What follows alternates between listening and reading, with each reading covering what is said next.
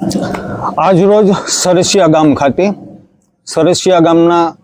મુસ્લિમ સમાજનો એક તહેવાર હતો મોહરમ તાજિયા, જેનું ઝુલસ ગામમાં વિશાળ શોભાયાત્રા સ્વરૂપે જ્યારે નીકળેલું હતું ત્યારે સરસિયાના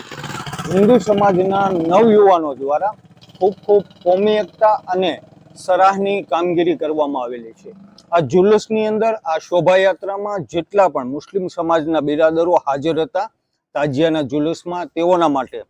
આમ જોઈએ ને તો સેવાની સરવણી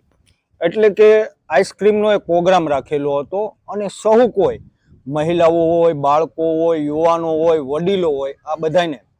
પ્રસાદ સ્વરૂપે આઈસ્ક્રીમ ખવડાવવામાં આવેલું હતું। આમ જોઈએ તો આપણે કોમી એકતા અને ભાઈચારાનું ઉત્તમ ઉદાહરણ